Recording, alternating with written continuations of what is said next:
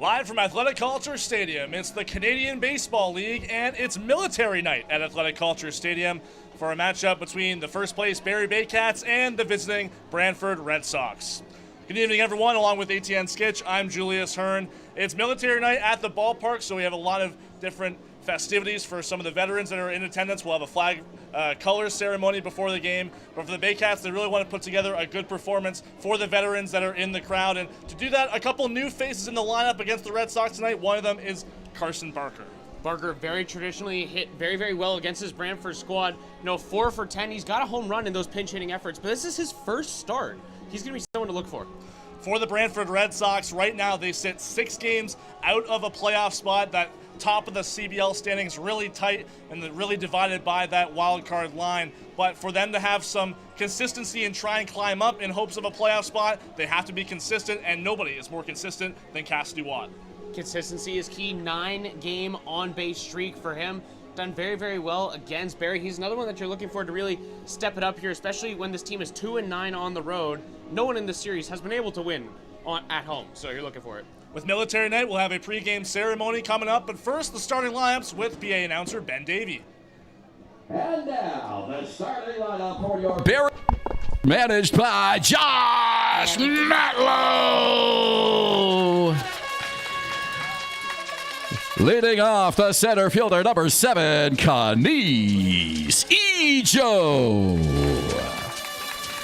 Batting second, the left fielder, number 95, Noel McGarry Doyle. Batting third, the shortstop, number 0, Francisco Hernandez. Batting fourth, the designated hitter, number 20, Nolan Macaberna. Batting fifth, the catcher, number 21, Wambi Cyprian. Batting sixth, the first baseman, number 28, Noah Hall. Batting seventh, the right fielder, number 23, Clayton Keys. Batting eighth, the third baseman, number 32, Carson Barker. And batting ninth, the second baseman, number 47, Brandon Daly. And on the mound for your Barrie Baycats, number 31, Benitez.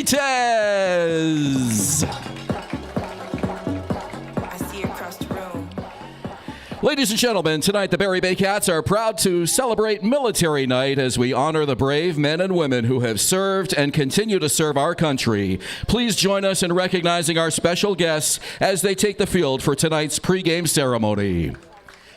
Leading tonight's color party is Color Sergeant Murray Conley. Originally from New Brunswick, Murray served 36 years in the Royal Canadian Air Force as an air weapons controller with NORAD, NATO, and as a United Nations peacekeeper in Egypt. Accompanying the color party is Fern Taillefer, president of Royal Canadian Legion Branch 147. Fern served with the Algonquin Regiment before joining the regular forces as a military policeman, serving both in Canada and overseas during more than 20 years of military service. Serving as tonight's flag bearers are 3 proud Canadian Armed Forces veterans. Ronald Ball served 33 years in the Royal Canadian Air Force with postings across Canada, including Greenwood, Comox, Borden, and Edmonton. Wally Capsticks served 31 years in the Royal Canadian Air Force, including service with Canada's Pine Tree Line Radar Stations, NORAD's Underground Complex in North Bay, and as a peacekeeper in Egypt before retiring as a Chief Warrant Officer. Andrea Sloan joined the Canadian Armed Forces Reserve in 1983 before transferring to the Royal Canadian Air Force Reserve. She retired as a major in 2022 following 39 years of proud service to Canada. Please join us in thanking these remarkable Canadians for their dedication and service.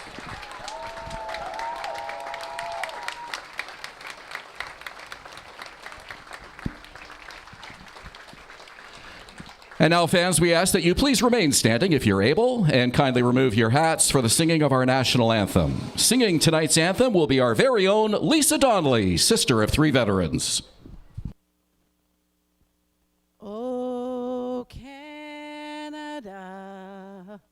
Our home and native land, true patriot love, in all of us command.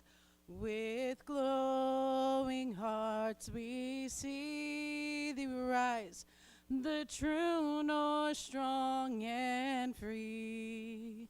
From far and wide, oh Canada, we stand on guard for thee. God keep our land glorious and free. Oh Canada, we stand on guard for thee. Oh Canada, we stand on guard for thee.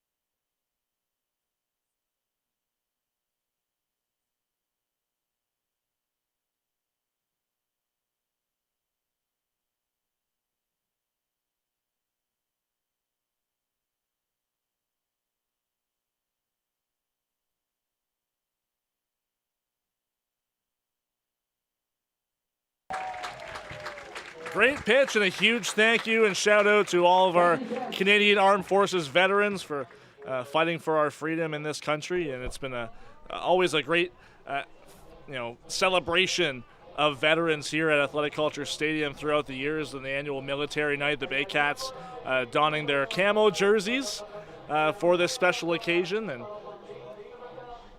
really nice ceremony pregame marking the occasion. Let's get to the starting lineup here for the visiting Brantford Red Sox as we see the Baycats starter warming up. For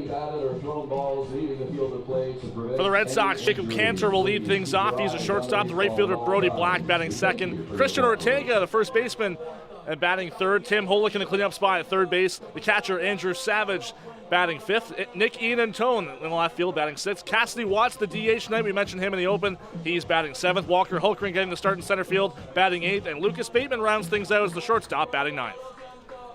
On the mound for Barrie, it's Juan Benitez. Comes into this game 1-2. Played through 7 games. 6 of those are starts, and he's got so far a 6.88 ERA, and he's gonna be someone to look for here in Barrie. Has yet to face this Brantford Red Sox squad, so he's going to be interesting here. Yeah, first appearance against Brantford this year, as you mentioned, and Benitez coming off a relief appearance on Sunday. All the postponements, cancellations last week really took a toll on for Josh Matlow in terms of the logistics, trying to get the pitching staff in order. Juan Benitez was originally supposed to start a week ago in a game that was originally scheduled against the Maple Leafs, ended up pitching in relief against the Maple Leafs on Sunday, getting the start here today. So it seems like from this point on, at least until we start to see some of those makeup games come along in the calendar, the rotation seems to be back in order.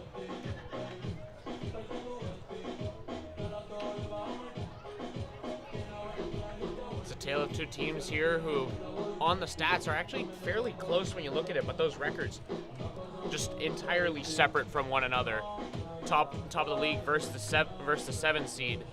So you're going to want to see Barrie really try and put the pedal to the metal here, try and break this streak of both teams yet to win a game at home versus one another. Barrie 2-0 at Brantford 1-0 here at Athletic Culture Stadium. Well, the thing with the Baycats, they're in first place, and if you look at the standings, it still says they're tied with Welland and London atop the CBL standings, but a key 2 games in hand. So to get this win at home is going to be so important for this Baycats team, especially ahead of a game against London on the road tomorrow, a team they have not won against this year. So really a big test even tonight before they get to the most difficult parts of the weekend.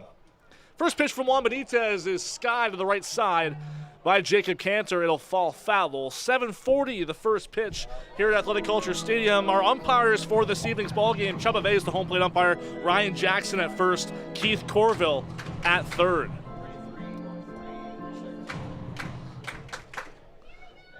Cantor had a really nice performance his last time out against Barrie as he fouls that one away, and it's quickly 0-2. Was 5 for 6 in that game, or at least reached 5 times out of his 6 plate appearances, and stole a few bases as well. He was really the highlight for Brantford in what was an 8-6 victory over the Baycats. The 0-2 pitch from Benitez. Another one, hard hit ground ball, foul. .258 batting average for Jacob Cantor here, and looking to put something consistent together here. Needs to lead off with something solid, especially in a game where their last game, they got pretty lucky there in that first inning, 2 runs, and just weren't able to, well, they were able to capitalize in the end. They got that win, but you want to see that be more consistent rather than feeling like, hey, you got a couple lucky breaks. And Brantford coming off a 3-1 win at home against Kitchener on Sunday. The 1-2 pitch from Benitez just misses again. It's 2-2.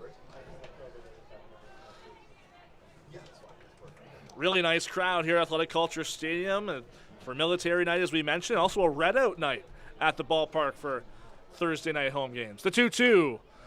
Little looper over second base into right field. Clayton Keys will come over and make the catch for the first out of the inning. Let's get to the defense here for the Barrie Baycats. Out in left field, you got Noel McGarry Doyle. Center field, Kenny Ejo outright, just getting his first start, is going to be Clayton Keys. Third base, Carson Barker.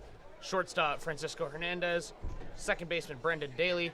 First is Noah Hull. Down at home plate is Wandy Cyprian. And, of course, the start, Juan Benitez. Brings up Brody Black. And he swings and misses at the first pitch. We mentioned in our open, first start of the season for Carson Barker. Got a little bit of time behind the plate on Sunday, but also a few innings earlier this year again at third base. But also the first start this year for Brendan Daly. And that one just misses inside on Black, 1-1. Daly mostly seeing time at second base, but also a few innings in left field defensively in his other appearances this year. Swing and a miss from Black, 1-2.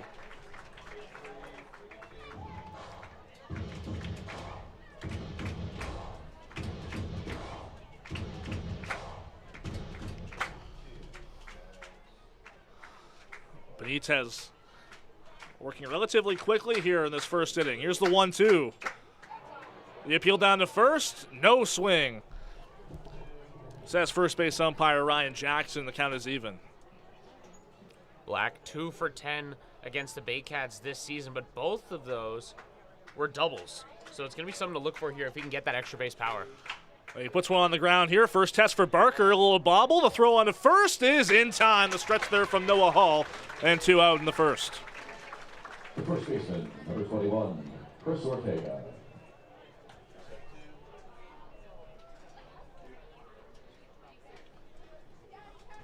"11 pitches for 2 outs here for Juan Benitez.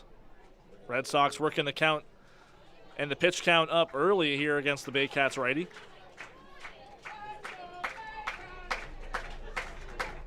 Christian Ortega takes the first pitch low. Last year's RBI leader in what was the IBL.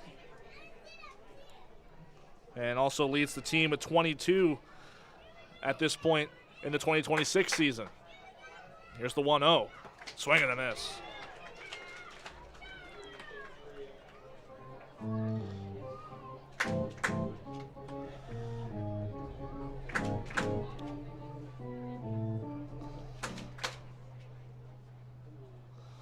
Benitez out of the windup. Here's the 1-1.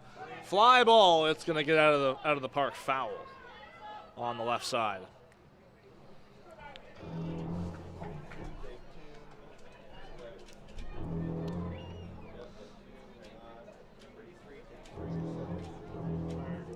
Benitez doing a good job to stay on pace here.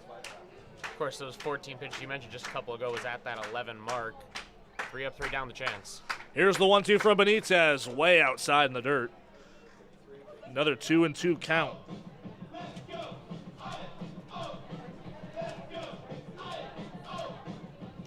Benitez has done a good job so far against these first few batters to get the count working in his favor real early. He's just got to finish him off maybe a couple pitches sooner. Benitez, the 2-2. There's a high fly ball deep to left field, no doubt about it. Christian Ortega gets the Red Sox on the board with a blast. It's 1-0 Brantford.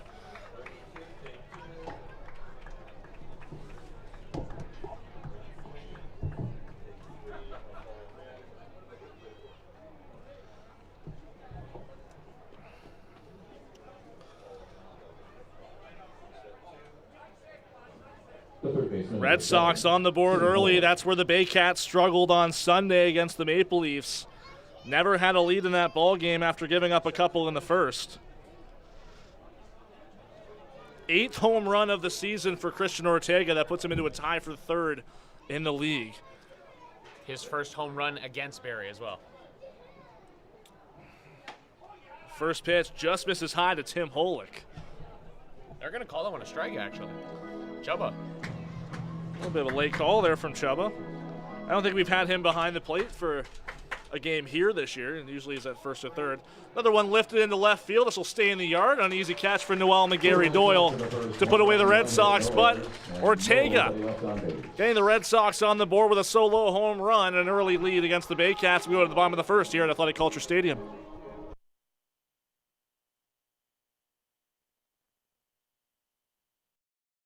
Hi, I'm Christy Fantz from 400 Chrysler and Barrie Chrysler Dodge Jeep Ram. This year, we are the community partners of the Barrie Baycats. Community is near and dear to our hearts here at the dealerships and one of our core values, so we can support local and shop local.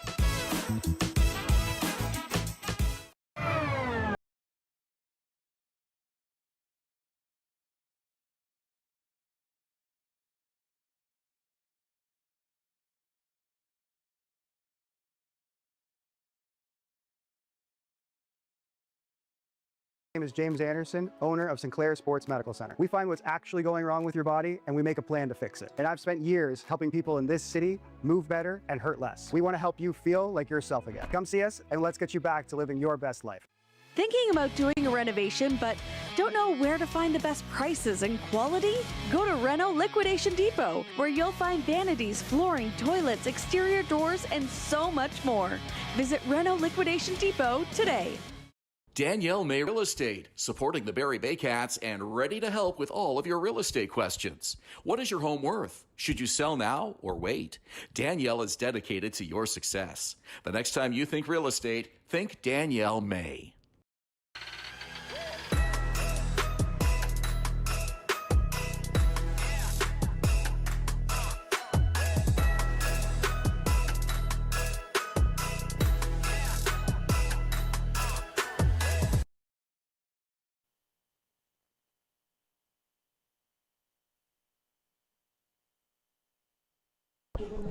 First inning is brought to you by Park Place, Barrie's Grand Slam destination for dining, shopping, and fun. See you after the game.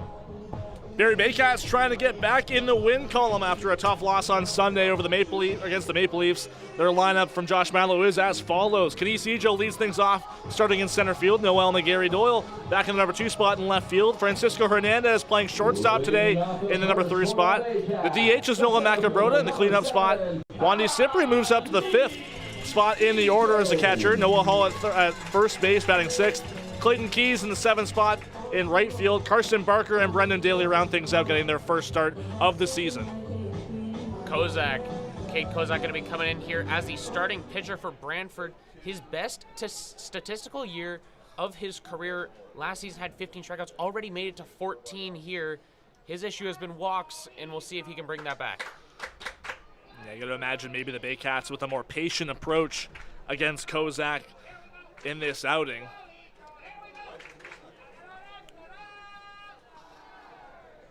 Just the 4th start of the year for the Brantford lefty. That one's a called strike on Kinesijo. 4-pitch mix here for Kate Kozak, forcing fastball, a cutter, curveball, and a changeup, but very heavily, especially early in counts with that four-seam fastball. We're not going to see the cutter much to righties like Ejo here. Here's the 1-1. Lifted out toward right field, but it's going to slice foul.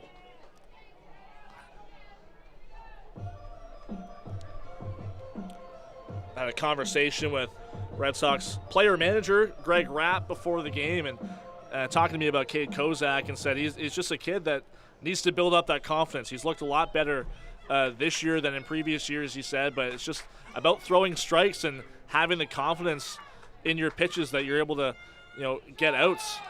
As Ejo fouls one off, it's still 1-2.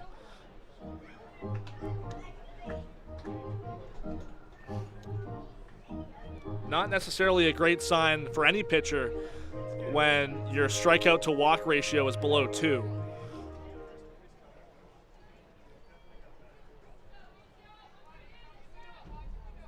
One-two to Ejo, on the ground, foul.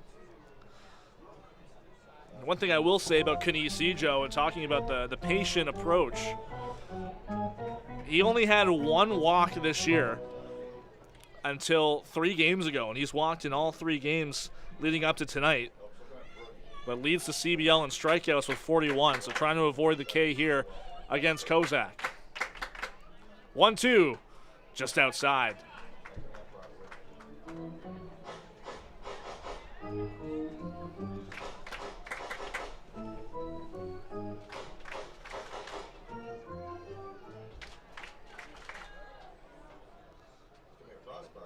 The lefty out of the stretch, the 2-2 in the dirt, full count.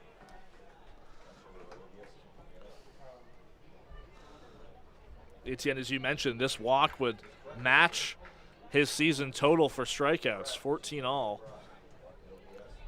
Definitely not something you want to see here with one of your starting pitchers. 3-2 from Kozak. Driven out to right field. Will it stay fair? And a dive from Brody Black, but just out of its reach, and it falls foul toward the Baycat bullpen. What an effort there from Brody Black. It almost seemed like he had no shot at making that catch until just a second before. Ejo's on pace for a career year here in Barrie. There were a while where we were talking about it because he was on that, 5-6 game home run streak, and talking about, hey, is this going to be MVP level numbers? Since then, he's kind of mellowed out in terms of the bombs. Yeah, at one point leading the league in home runs with 8. He is still at that mark. He has not homered in each of his last 9 games. 3-2 pitch.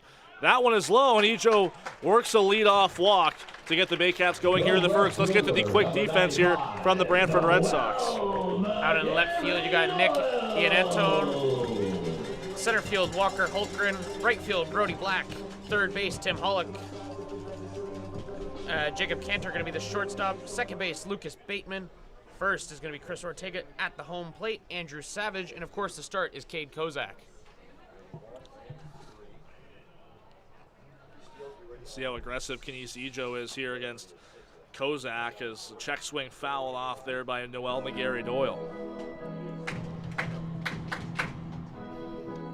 McGarry Doyle, not the kind of production you usually see from him as of late, but still second in the CBL in batting average, .416 on the year so far. And the on-base percentage up there too, but he's fallen out of the top 5 in the last week or so. The 0-1 in the dirt. Nice pick there from Savage. He falls over, and Ejo takes advantage and steals second. Almost seemed like Savage maybe tripped on home plate umpire Chubba Vay's foot as he tried to make a play on that one. I think that's what it was. You saw Chubba as well as Savage there. Just a quick pat, maybe an apology there from Chubba. Got a foot in the way.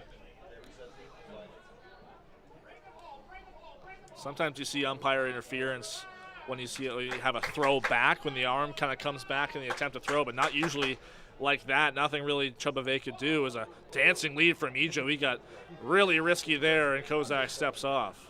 He took a long, long lead there.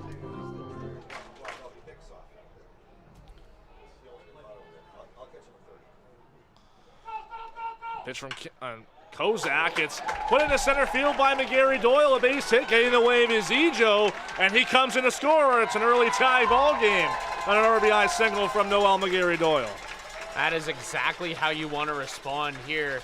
If you're the Baycats, you know, Brantford did a really good job last time of making sure that they were able to get a lead early, you know, those two early runs, but very able to get the counterpunch here. Looking in pretty good shape. You think back to the Chris Ortega home run. That was with 2 outs and 2 strikes. The Baycats striking back. Just 2 batters in, and here's Francisco Hernandez. He bunts it down the first baseline. Tough play here for Chris Ortega, and he makes the touch in foul territory.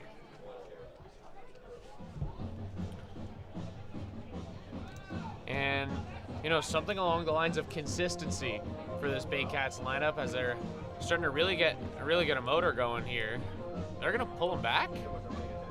Yeah. It was a foul ball. Just an unfortunate turn of events there. It almost seemed like with the element of surprise and Ortega holding McGarry Doyle on at first, it's definitely worth a try if you're Francisco Hernandez. See if he does the same thing here. 0-1 pitch. There goes the runner. Pitch in the dirt, and the throw is nowhere close to second base. And Jacob Cantor backs things up to hold McGarry Doyle at second.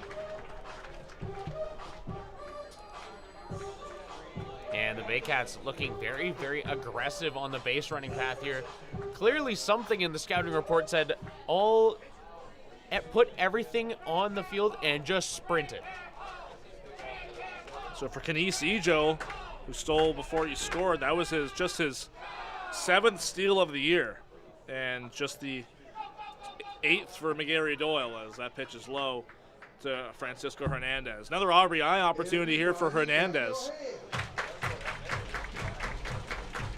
As Kozak yet to record an out, and he's already approaching Benitez's pitch count from the top of the first.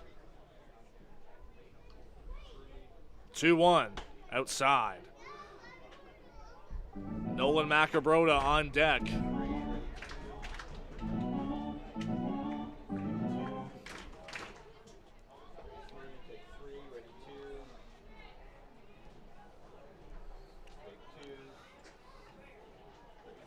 Kozak looks back at McGarry Doyle.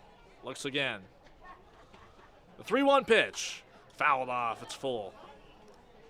If there's any time to get the green light in account, it's when you are up that 3-1. You might as well give a shot at it.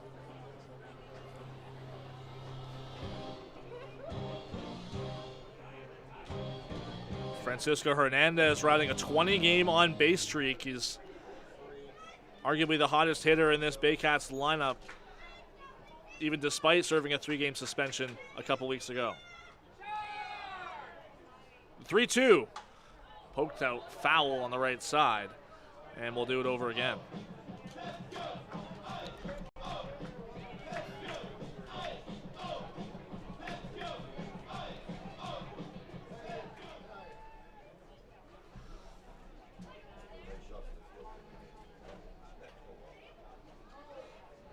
No real hold for McGarry Doyle at second base. Well, I mean, he's got no one contesting him. You can look at their defense. They're very, very spread out on the infield. 3-2 pitch. High fly ball. Out toward right field. Brody Black in foul territory. Moves back into fair territory. Makes the catch. Tagging up is McGarry Doyle. And despite the great throw there from Brody Black, nearly on the money, sliding in safely is McGarry Doyle. What a cannon throw from Black. You know, usually you at least look for a middleman there, but just like, you know what, I'm gonna do it myself. So still a productive out for Francisco Hernandez. Even no wind in the ballpark, but even looked like Brody Black maybe dancing with the shadows out there in right field, going kind of crossing over that right field line to make the catch. Nolan Macabrota takes one just on the outside part of the plate for strike one.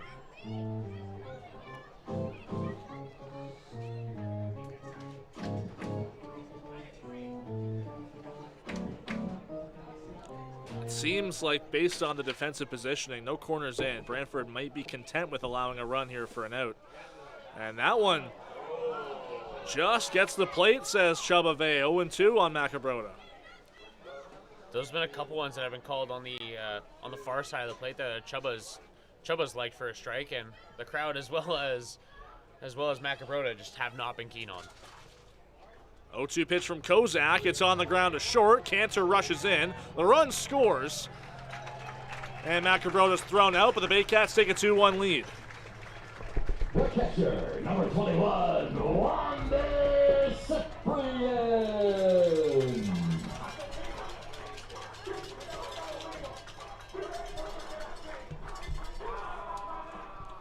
Where's Wandy Cyprian? Cyprian, another one of the strong Baycats hitters there, over 400 on his batting average. Yeah. First pitch to him, just catches the plate.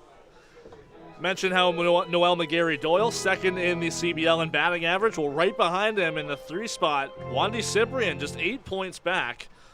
But former Baycat Malik Williams holding that lead by 31 points at 447. Having an MVP-type season for the Kitchener Panthers.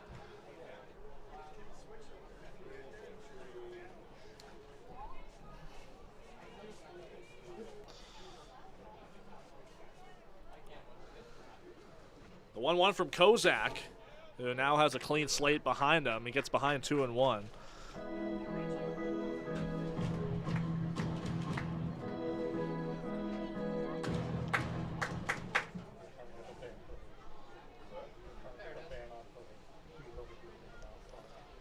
.12 RBI on his season, Wandy Cyprian. As he grounds that one to the left side. Tough play for Cantor. He can't come up with it. And a 2-out base hit for the Baycats catcher.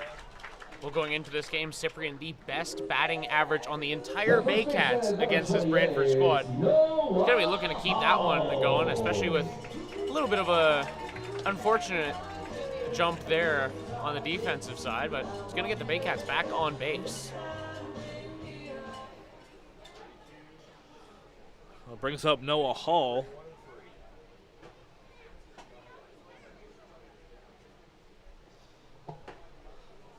Takes the first pitch strike. Kozak, you can tell he's getting a little bit more comfortable in terms of getting the first pitch strike over. As you mentioned earlier, the command being an issue for him earlier this year. Trouble with the first pitch strikes a part of that. Breaking ball in there for a strike. He's got Hall 0-2. Crazy 12-6 drop on that one to bring it back into the zone. And it's going to be time for Noah Hull to fight his way back into this one. Well, he puts one on the ground. It's going to be a tough play here for Lucas Bateman. Tries to go the short way. And Cyprian called out at second on the force. But the Baycats answer back and take the lead. 2-1 for the home team as we go to the second inning at Athletic Culture Stadium. Thinking about doing a renovation but don't know where to find the best prices and quality? Go to Reno Liquidation Depot, where you'll find vanities, flooring, toilets, exterior doors, and so much more. Visit Reno Liquidation Depot today. The juice is the best way to add zing to your Jersey Mike sub. Real red wine vinegar and olive oil blend. And I like a lot of juice. Pour it on. Go ahead. Go on. I can take it. Step up to the plate at Park Place. The latest fashion, delicious dining, exciting entertainment. Hungry after the game? Stop by one of their patios or grab a sweet treat for a grand slam of flavors to satisfy every craving. Park Place, where every visit is a home run.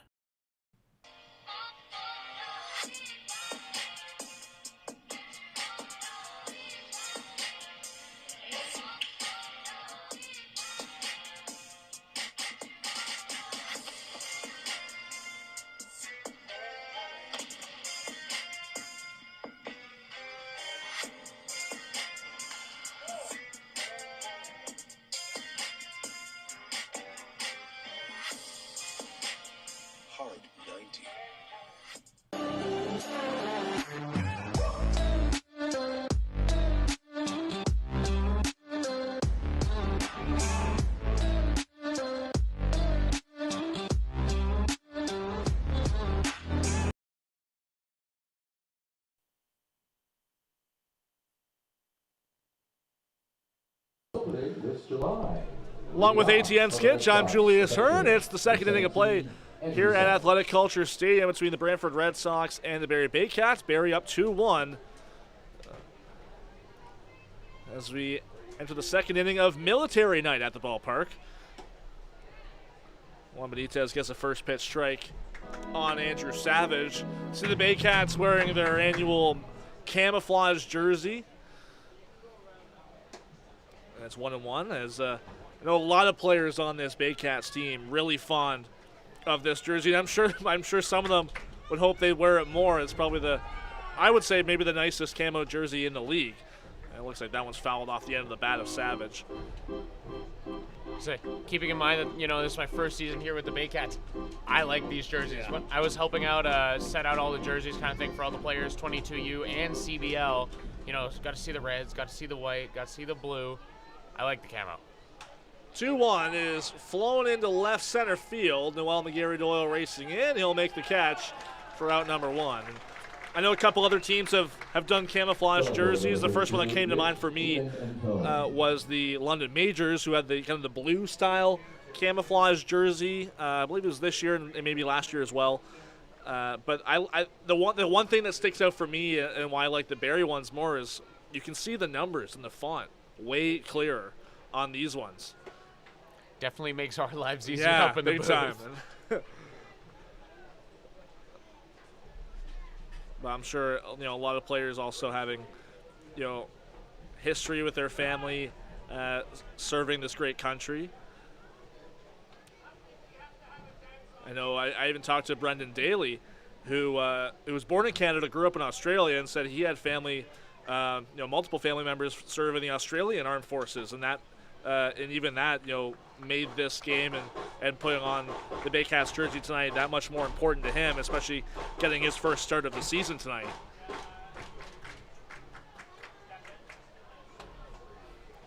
The 3-0 from Benitez and a called strike on Nicky and Antone. Benitez has been challenging these hitters. He's putting them right down the middle and saying, catch me if you can. So far, one of them has been shot back. Ian Antone works the walk, a one-out base runner for the Red Sox. The designated hitter number 15, Cassidy Watts.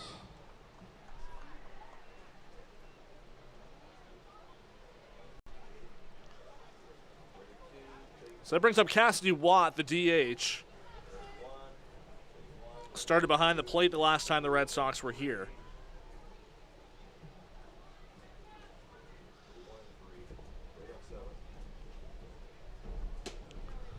And that first pitch to him just misses. Watt hitting .310 on the season, but the slugging just hasn't been there. He's been able to get on consistently with base hits, just not a ton of power this year as we saw last year from him. One home run, 11 RBI, and 3 doubles for the DH this year. He's trying to stay out of the double play. It's a 1-1 from Benitez. Popped up, and it's going to slice foul. Watt took a game off there in that game against Kitchener, was not present in that one, so coming back for the first time since I believe that game on the 14th. Yeah, they had a game against the London Majors. He went hitless in that game, but had a walk. He extended his on-base streak, but not his hit streak. He had a hit streak that ended at 8 games as he whiffs at the breaking ball from Benitez for out number 2. So fielder number 3, Walker Huckman. Really nice put-away pitch there from Benitez. First strikeout for him on the ball game. We were talking about how the smoke and that air quality really messed up almost the entire CBL. You gotta imagine that probably doesn't help either when you're trying to get your way back on. You don't necessarily want a rest game to give yourself a nine-day gap between last couple games there. And you look back to Sunday and for the Baycats, and they had not played, and even the Red Sox, they had not played since the game against each other in Brantford the week before. 1-0 is just inside on Walker Hulkgren, the center fielder.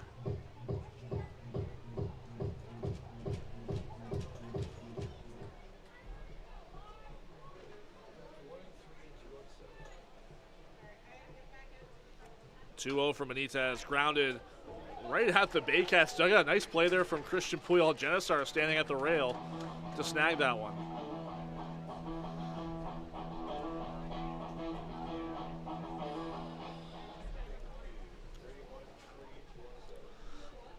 Ian and Tone at first. 2-1 pitch to Holtgren. Swing and a miss. 2-2. Holtgren just hitting just .214 this year. In his first year in the CBL out of Harrisburg, South Dakota.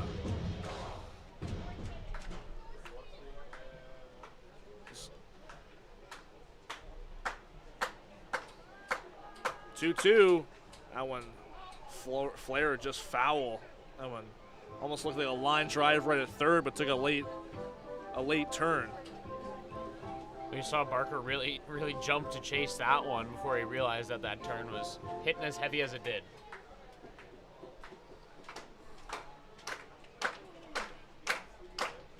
The fans behind Benitez for a 2-2. It's in the dirt. Ian and Tone, a close eye on it. He sticks around at first.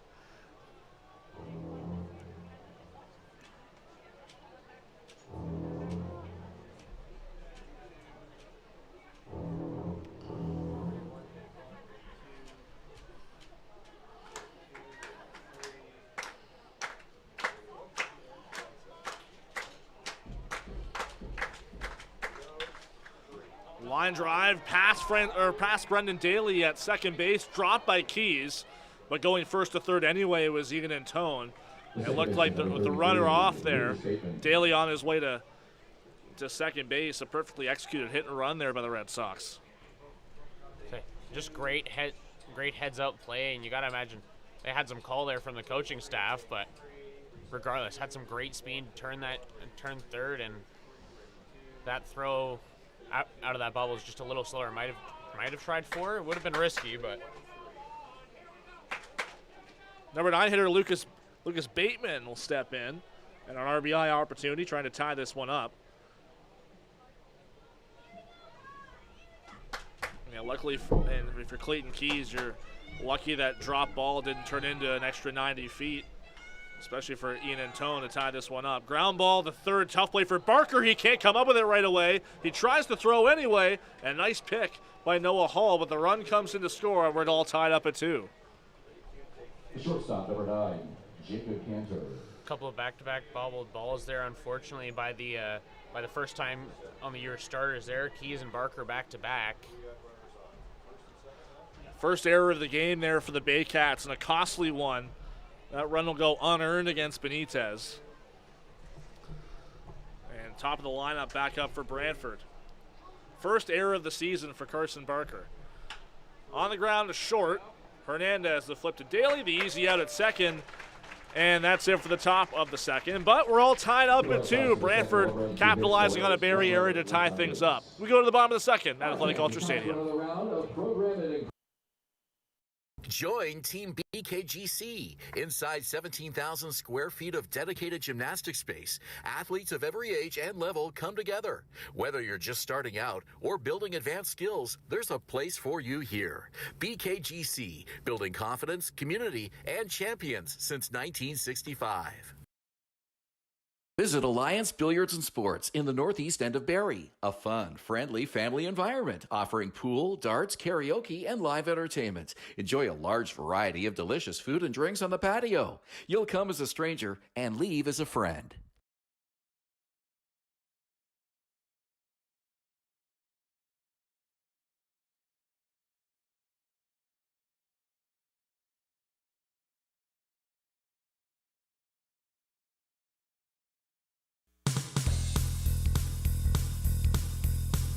Join us this summer at the Baycats Summer Baseball Camp.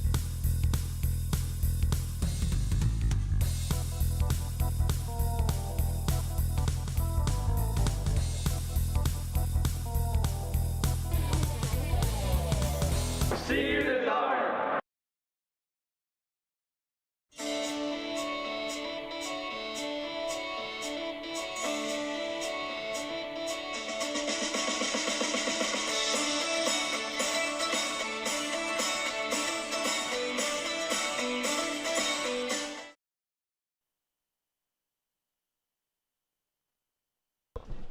Second inning is brought to you by Silo Athletics, a next-level indoor facility for baseball and soccer, featuring training programs, camps, and private events. Now open. Book today at siloathletics.ca. Bottom of the second inning, and it's once again a tie ball game. 2-2. 2 hits for each of these teams. Baycats going to lead off with Clayton Keys, Carson Barker, and Brendan Daly, the bottom third of the order here in the second. On a beautiful night at the ballpark. It's kind of crazy to think that August is creeping up so fast. And that'll be the final month of the regular season. A lot of games to be made up from last week's cancellations in August. It's really going to have to test some of the pitching staffs. And obviously if you're Brantford, using a guy like Cade Kozak here, the lefty, in and out of the starting rotation throughout the year, valuable to have a start here on this Thursday night. 1-2 outs is 2-1 now. After that pitch is outside to Clayton Keys.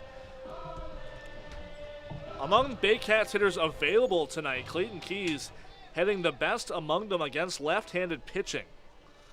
If you look at his OPS, as he grounds that one to short, Cantor with a long throw, and you're going to get on the money for out number 1. The third baseman, number 32, Carson Barker. Barker's first time at the plate here. Gonna be looking to see if he can keep up that streak of hitting well against Brantford. Gotta keep in mind that he still has that pinch hit home run against this Brantford squad. See if we can do this time with his own spot in the lineup.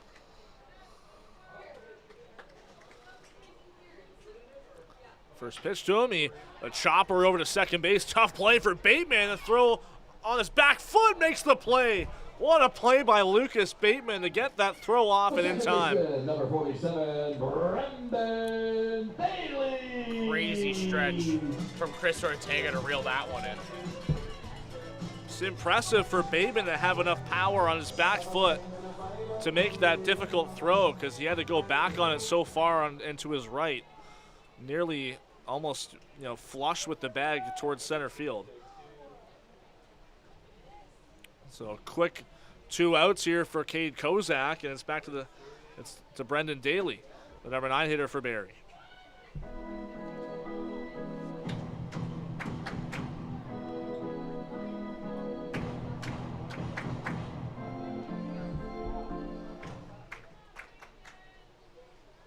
Well, 0-1 from Kozak, a little looping breaking ball just misses.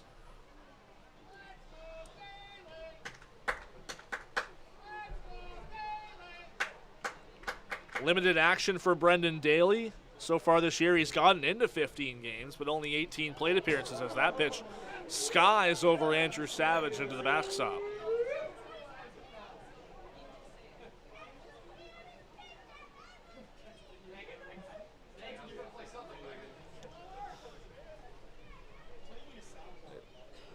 Daly, not many chances so far against his Brantford squad, but he's 1 for 4. Kozak gets that one over for a strike, evens the count at 2.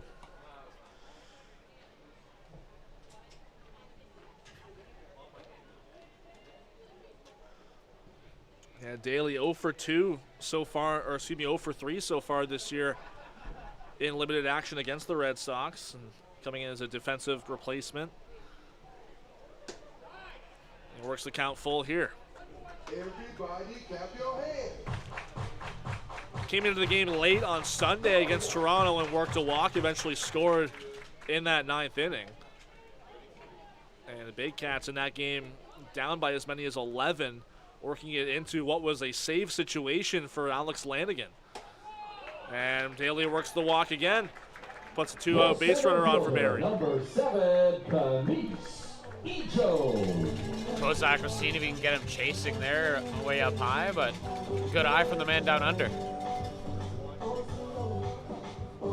Doing exactly what a 9-hitter needs to do is put runners on for the top of the order, and Kamis Ijo a chance to string something along here for Barrie and retake this lead.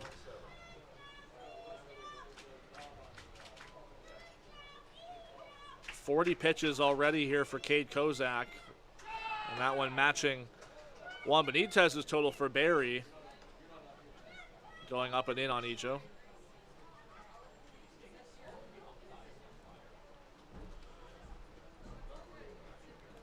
Daly yet to steal a base this year.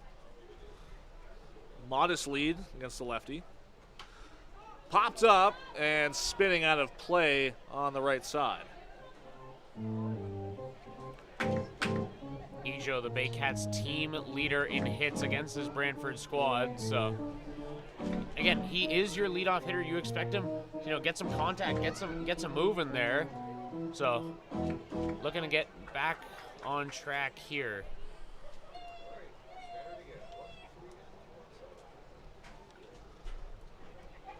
Looping breaking ball just misses high, 2-1.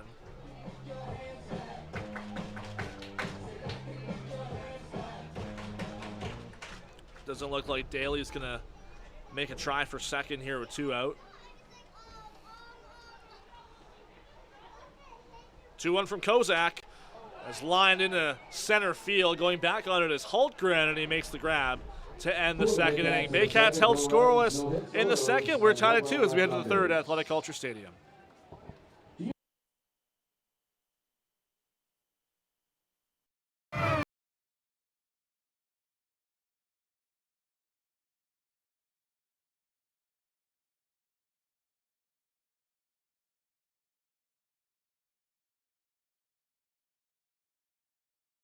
What makes Jersey Mike's a sub above? Is it the premium meats and cheeses, sliced on the spot and piled high on their in-store baked bread? Or could it be their hot, freshly grilled subs? How about all of the above? Jersey Mike's, a sub above. Hi, I'm Chrissy Fans from 400 Chrysler and Barrie Chrysler Dodge Jeep Ram. This year, we are the community partners of the Barrie Baycats. Community is near and dear to our hearts here at the dealerships and one of our core values, so we can support local and shop local. Join Team BKGC. Inside 17,000 square feet of dedicated gymnastic space, athletes of every age and level come together. Whether you're just starting out or building advanced skills, there's a place for you here. BKGC, building confidence, community, and champions since 1965. Step up to the plate at Park Place. The latest fashion, delicious dining, exciting entertainment. Hungry after the game? Stop by one of their patios or grab a sweet treat for a grand slam of flavors to satisfy every craving. Park Place, where every visit is a home run.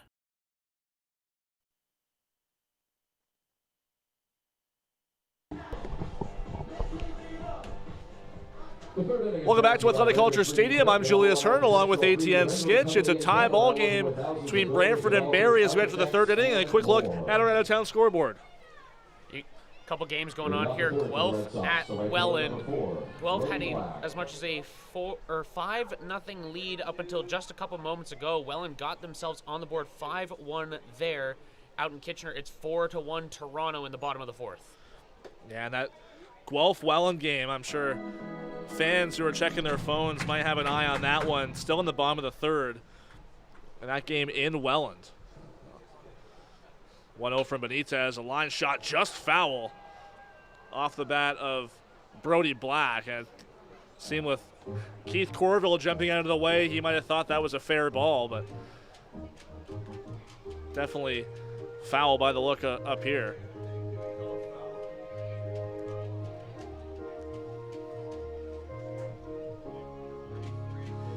Talking to Baycats manager Josh Matlow before the game, and mentioned earlier with Juan Benitez having that relief outing, couple innings on Sunday against the Maple Leafs to make up for a start that he otherwise would have had. The plan for him tonight is to go at least 5 innings, put himself in line for the win as that pitch is inside. 3-1 now on Black. And then a couple of new faces are expected to take them out for the Baycats tonight. Ronnie Rosario, a Dominican pitcher. He's likely to go in the 6th and 7th, he told me. As big swing and miss there from Black moves the count full. And then Boris Vachurka, import from the Czech Republic, pitched in the WBC for the Czech Republic as well. Is likely to get the 8th, possibly the 9th, depending on the situation the game is in at that point. 3-2 from Benitez. Swing and a miss. got black on a breaking ball, second K of the game for the Dominican righty. Want to start seeing these strikeouts start to line up for Benitez here. And Chris Ortega going to step up to the plate. Yeah, Ortega took him deep on a 2-2 pitch with 2 out in the first. And he rips that one down the third base line, but foul. Obviously seeing Benitez well enough to jump on that first pitch. It's maybe 2 feet wide of a line drive there. That would have been good realistically for a double, as that was skipping all the way back to the Brantford dugout. Or bullpen, rather. Benitez goes right at him on an inside pitch, and Ortega fouls it back to the backstop. Looks like he also got a piece of Wandy Cyprian, but he seems to be okay. Smoked Cyprian's mask clean off, and Chubave gonna walk this ball to him to give everyone a chance to get a little reset at home plate. That home run by Ortega in the first, the 7th home run allowed by Juan Benitez this year.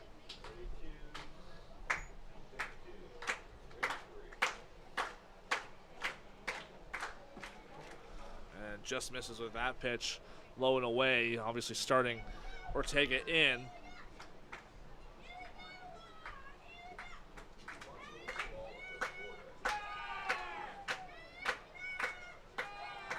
One-two.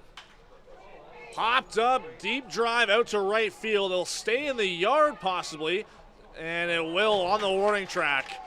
Noel McGarry Doyle making the grab. That one had a almost vertical trajectory on its way toward that left field wall.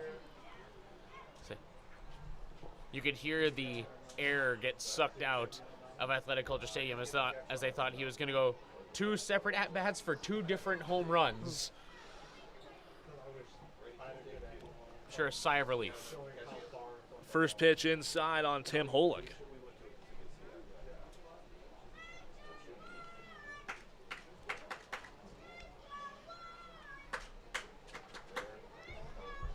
The 1-0 is well outside in the dirt.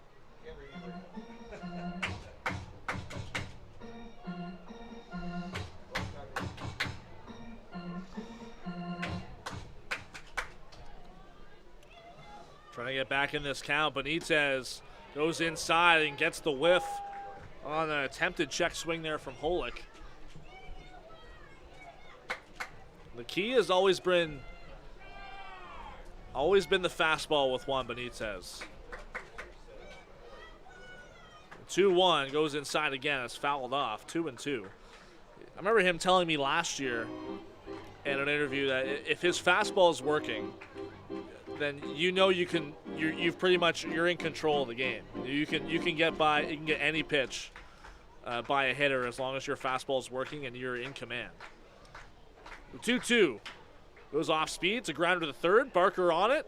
A throw to first is in time for out number 3. A nice stretch there from Noah Hall. Brantford puts its first 0 on the board as we head to the bottom of the 3rd inning here at Athletic Culture Stadium. A 2-2 tie.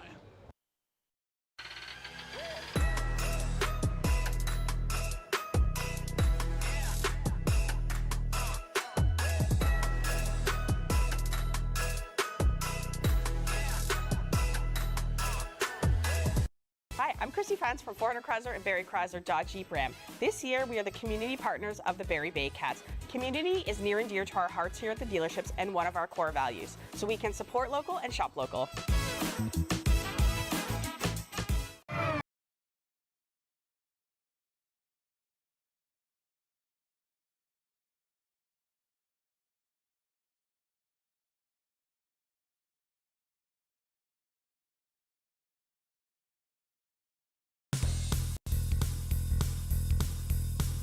Join us this summer at the Baycats Summer Baseball Camp.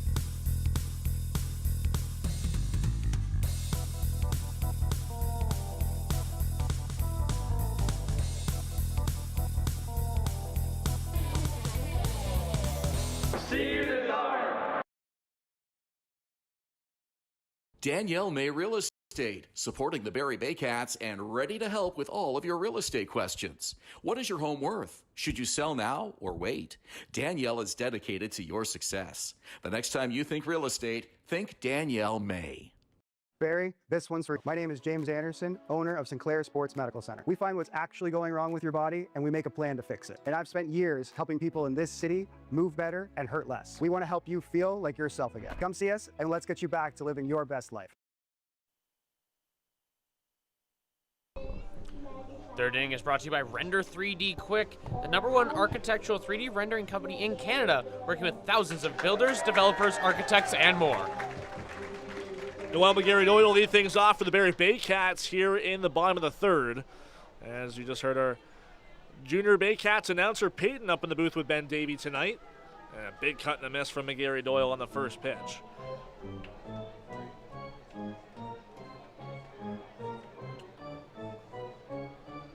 McGarry-Doyle, Francisco Hernandez, Nolan Macabro, the heart of the order here for the Baycats against Kozak in the third. And McGarry-Doyle fouls that one away.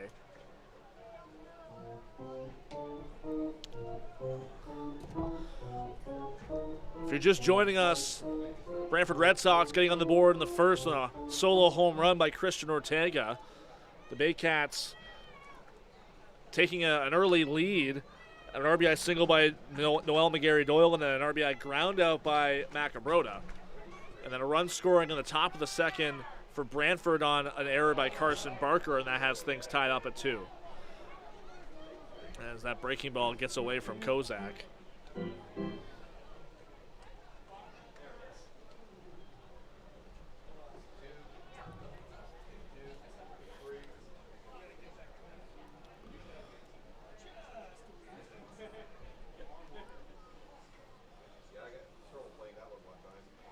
The 1-2.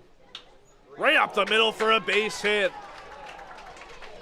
Quick reflexes there from Kozak to get out of the way. That was a hot shot right back to the mound. And it gets the Baycats a leadoff base runner. Well, Noel looked like he reached his way out of the box for that one and still was able to make good contact and put it right up the gap between, or real close to second base on that first base side. So, great little poke there.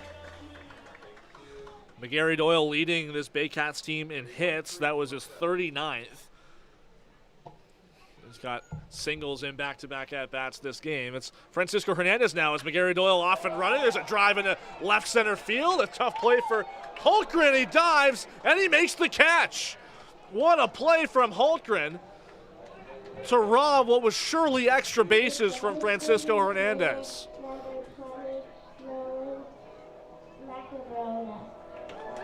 You can't even be mad at that if you're a Baycat fan here, because that was a beautiful diving grab. Heads up there from Noel McGarry-Doyle to, have the wherewithal to look up and see if that ball was caught. He didn't even round second base before making his way back to first because he was off on that pitch. Not sure if the Baycats were going for a hit and run there, but McGarry-Doyle stole a base in the first, probably going with the same mentality on the first pitch. Kozak now against Macabrota. There's a ground ball to first. Ortega can't throw to second and has to flip to first. Bateman covering, can't come up with it. Everybody's safe. And a costly error there for likely Lucas Bateman, charged with the error there at first base, trying to cover the bag. Well, just a whole lot of indecision. Didn't like the throw up to second, tried to spin it back to first, and was on target, just bobbled a little bit, and Brantford just could not recover that. 9th error of the season charged to Lucas Bateman. And absolutely right there. I'm not sure if Ortega thought that he was going to have any coverage at first, so trying to go there after realizing McGarry-Doyle was going to be safe even if he made the throw. But just a really unlucky turn of events or series of events for the Red Sox. Baycats are their biggest threat of the game. First time they've had multiple base runners on.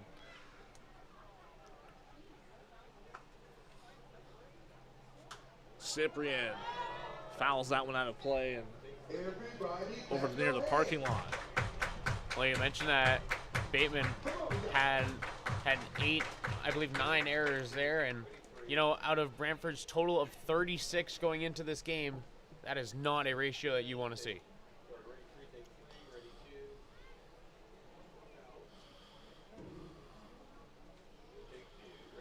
I'll put him into a tie with Thomas Green and Julian Monks and Michael Escato for second in the league in errors.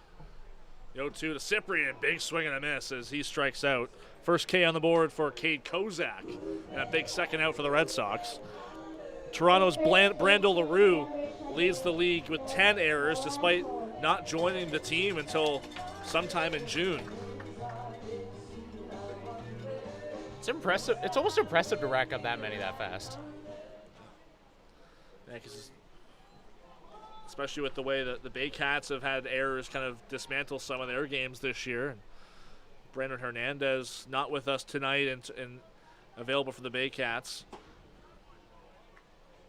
But he's up there in terms of the error totals.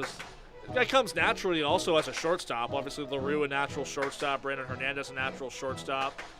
You see it a little bit there as we were mentioning Lucas Bateman as another middle infielder at second base. It just comes with the nature of the position, I guess. The 0-1 as Noah Hall fouls that one away, and he's down 0-2.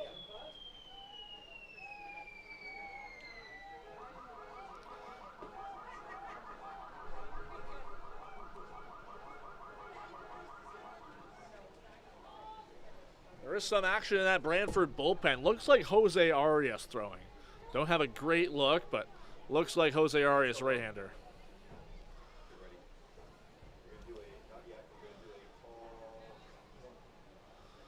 Long look in from Kozak.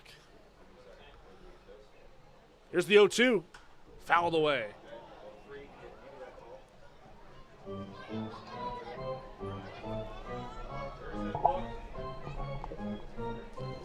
Leandro Mejia, the one who's warming up in the pen at the moment. Started the last game at this ballpark between these two teams.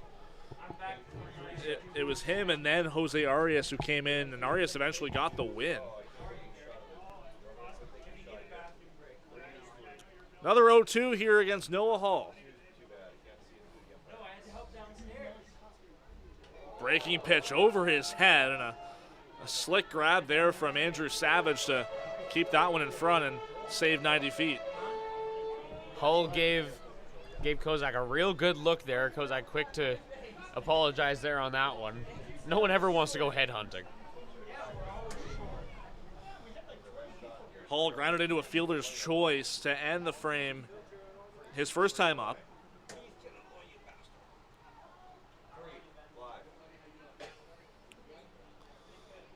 Kozak looks back at McGarry Doyle. Into the pitch, just outside. It's 2-2.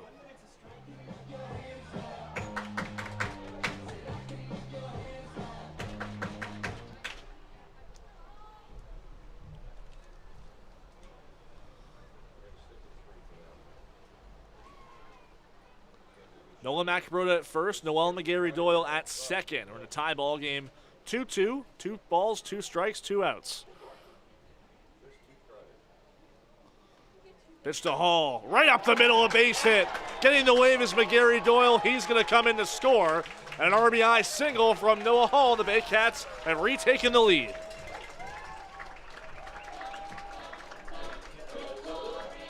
The right fielder, number 23,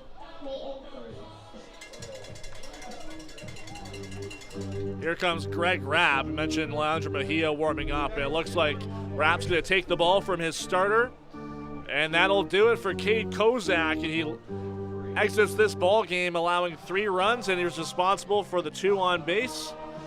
Baycats will have another look at Leandro Mejia. We'll introduce him in just a moment as we come back on Baycats TV.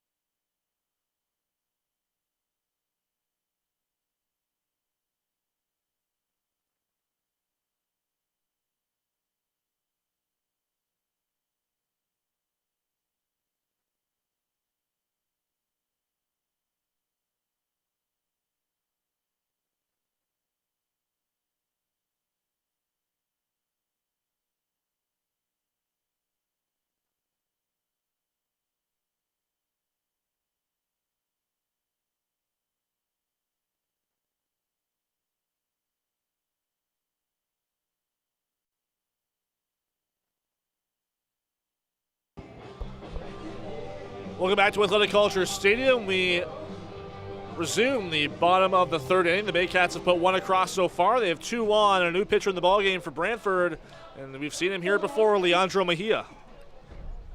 Mejia's last outing against the Baycats back over in Brantford. That one back July 10th. Pitched through 3.1 on his inning count, 8 hits, 6 earned runs. 3 strikeouts and a pair of walks on that one, but the big point there is the 6 earned runs, 7 total runs. 2 appearances against Barrie this year. One of them was at this ballpark. He went 5 innings, but he did allow 5 runs in that game. And for his first pitch, hits Clayton Keys. And Keys has kind of been a magnet for beanballs this year so far, but if you're Barrie, you're happy that loads the bases. But the concern here for Clayton Keys, he's had back issues earlier this year from getting hit by a pitch, and I think that's what's got him the most upset as he makes his way down to first with manager Josh Matlow.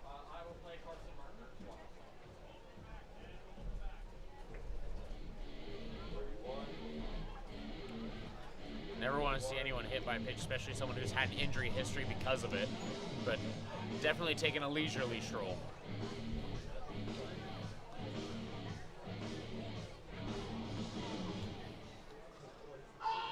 So Keys will stay in the game, running at first. Noah Hall's at second, Nolan Macabroda at third. Looks like Leandro Mejia is already ready to make his next pitch as Carson Barker steps in. An RBI opportunity here with the bases loaded. Baycats up 3-2. And the pitch from Mejia. Gets down the part of the plate against Barker for a called strike.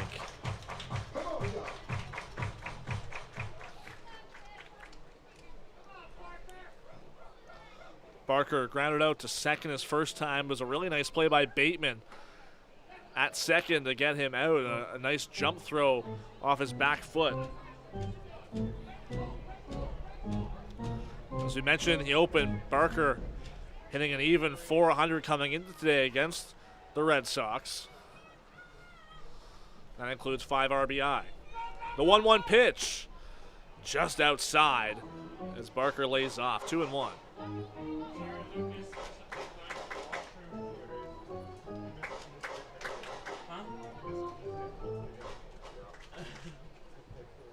Any kind of good contact here for Barker, it leaves the infield. You're scoring too. Mejia's pitch, it's up high, 3-1. And the Red Sox on the verge of allowing another run.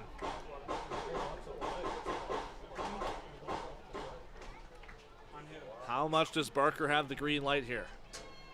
Has not swung this plate appearance yet. The 3-1. Outside, ball 4. And put another one on the board for the Baycats, 4-2.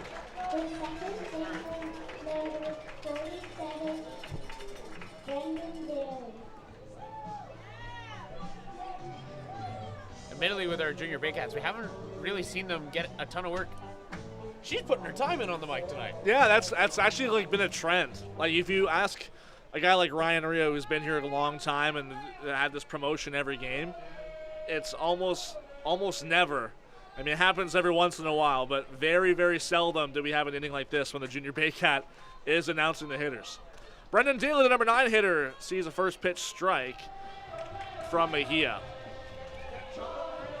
So Noah Macabroda scoring the 4th run for the Baycats. They put up 2 here in the 3rd, and that run charged to Cade Kozak. Noah Hall also still Kozak's base runner.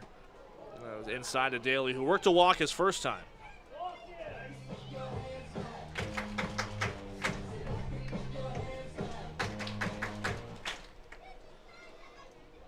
Hall at 3rd, Keys at 2nd, Barker at 1st. As Mejia comes set. The pitch, 1-1, is inside. Really coming at Brendan Daly here in this key plate appearance. Well, I'm sure Daly also wants a chance to really get some contact on the ball here, not just a whole bunch of balls thrown at him.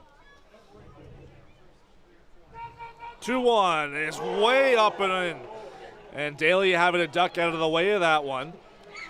For context, that's not what I meant by balls thrown at him. And just seeing his reaction there and trying to regroup, his body language, obviously that took a little bit out of him, to maybe a bit of a scare to try and duck out of the way of that high and tight pitch. But he steps back in for a 3-1.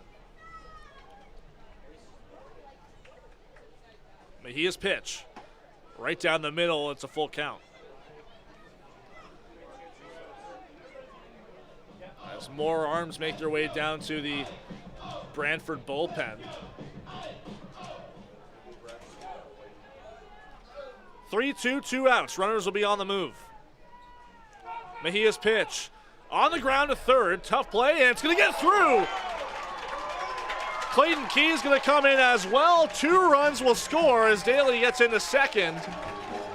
Baycats take a 6-2 lead as we wait to see how that one's scored. And there's a little bit of confusion on the field between some of these Red Sox infielders as Greg Rapp will come and talk to home plate umpire Chubba Vey. Say, I thought that was going to get called for a runner's interference there. Just got a little too much in the way, but no.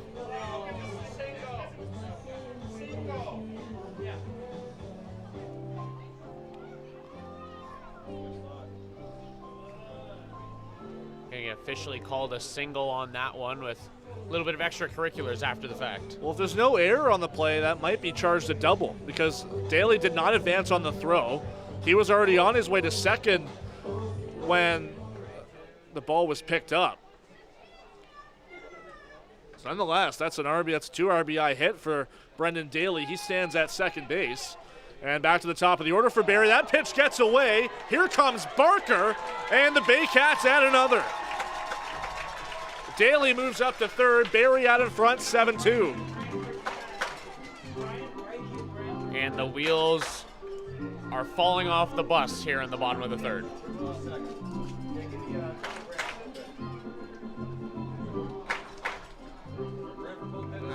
There's Jose Arias warming up, and as this has not been the ideal outing for Leandro Mejia. The 1-0. Just outside, Ejo patient so far. There's another late strike call there from Chubba Vey.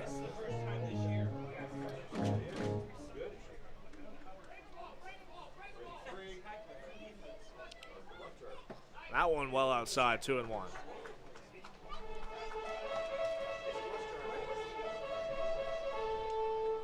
Ninth batter of the inning for the Baycats. It looks like Arias getting ready in a hurry in that Brantford bullpen. Pitch from Mejia. On the ground to third, snagged there. And a throw on to first, a good one from Tim Holick. The Baycats put up a 5 spot in the third inning and a 5-run lead as we head to the fourth here at Athletic Culture Stadium.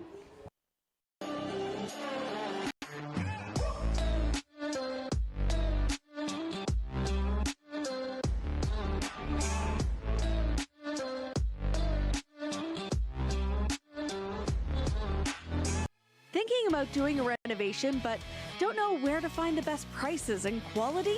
Go to Reno Liquidation Depot, where you'll find vanities, flooring, toilets, exterior doors, and so much more.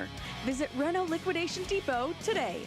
The juice is the best way to add zing to your Jersey Mike sub.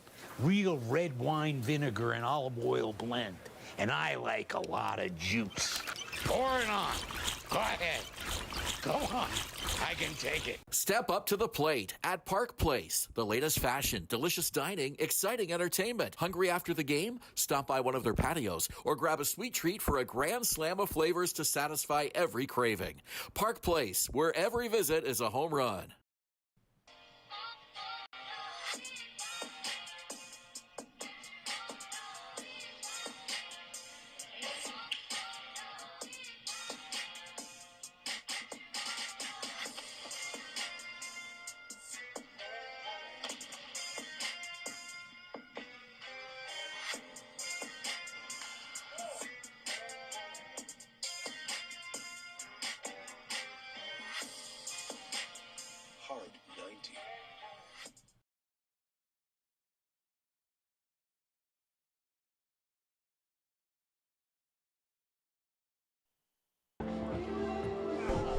Top of the fourth inning here at Athletic Culture Stadium. I'm Julius Hern along with ATN Sketch, and you couldn't ask for a better bottom of the third inning for this Baycats team to try and get the wheels in motion. And they take a 5-run lead, 7-2 as we enter this top of the fourth. I'm sure Brantford would have been very happy to have pretty much anything but that situation of unfortunate turn of events. And I would imagine most if not all of those runs are going to be unearned when you look back at Nolan Macabroda reaching on that error charge to Lucas Bateman.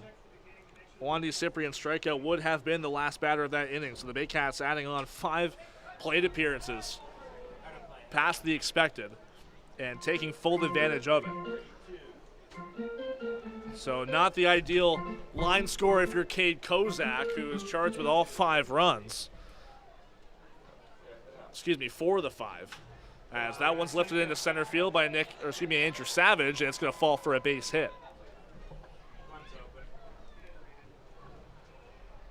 So that'll bring up Nick Ian Antone.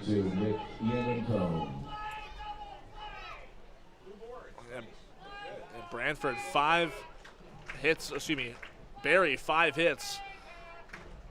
And 7 runs to show for it. Savage at first, the pitch from Benitez is just low.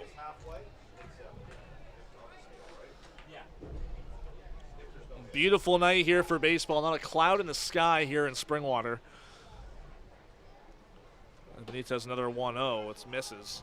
And when you think back to last year at ATN, I know you weren't with us last year, but military night last year was super wet. And it was against the Red Sox as well. And we had about an hour delay, if I had to guess, half hour, an hour.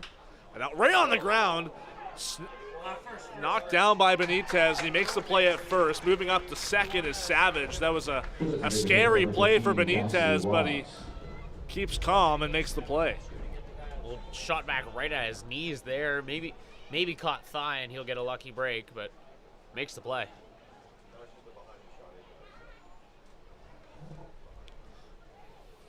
One out now here in the fourth, and a runner in scoring position now for Cassidy Watt. But yeah, that game last year, which the Red Sox did win, they came out with a late surge offensively, I believe, and won that game. But super, super wet. And I know there was some concern from some players that maybe didn't want to play because of the field conditions, and understandable. We've seen that a couple times this year.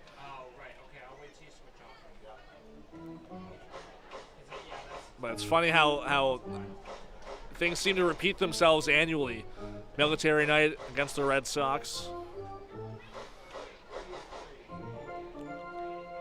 Maybe a little bit of scheduling magic behind the scenes to make a military day rivalry. Possibly. A lot of titles between these two franchises. It was that one gets away from Cyprian. Got a piece of it. Savage will move up to third. Cyprian seemed to pick that one, but didn't get a great grasp.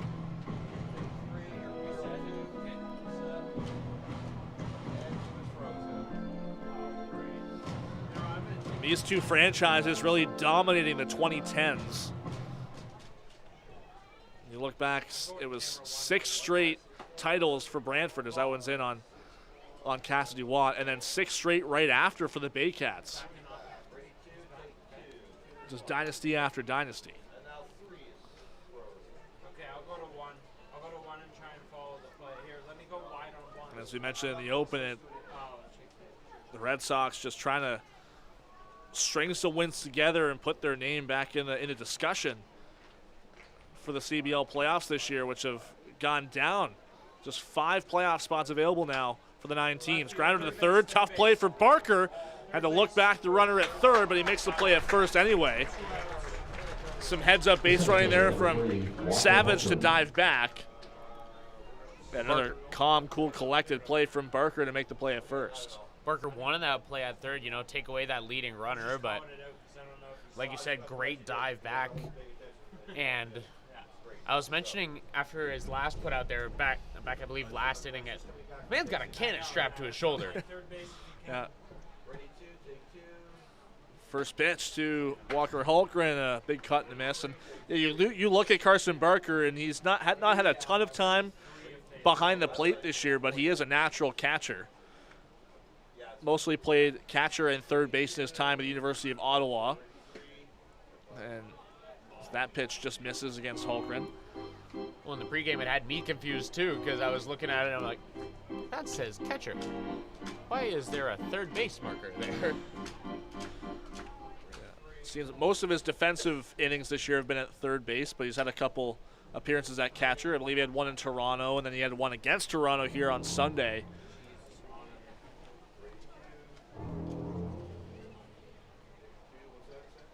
But Josh Matlow telling me before the game today, him and Brendan Daly, again, both of them starting for the first time this season, have been great sports all year long, and telling me they really deserve the start today.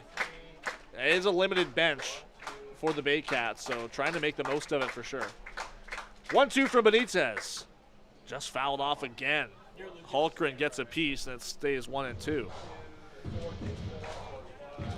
Just 2 bats available off the bench for the Baycats. One of them, Christian Puyol-Genesar, who could catch. And then Jonathan Warden called up from the 22U squad, had some time with the IBL Baycats last year. 1-2. Called strike 3. Benitez gets the call on the outside part and gets out of the 4th inning unscathed. We go to the bottom of the 4th, 7-2 Baycats here in Springwater.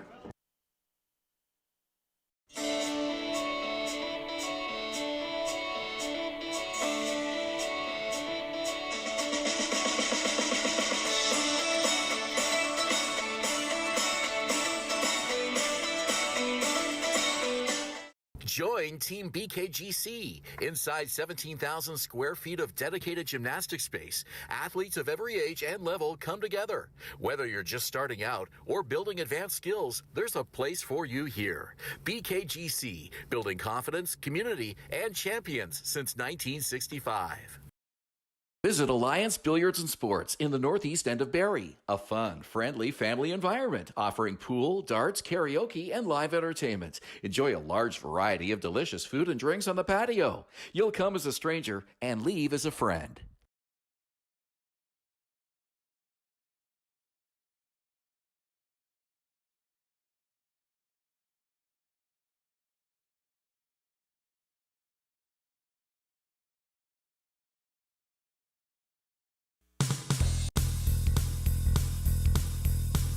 Join us this summer at the Baycats Summer Baseball Camp.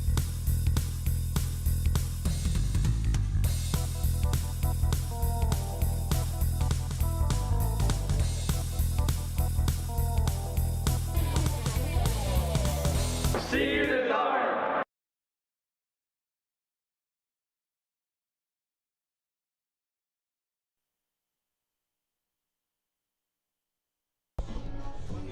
Fourth thing is brought to you by Liahona Mortgage Investment Corp, delivering targeted investment returns of 6 to 8% with a 1-year maturity.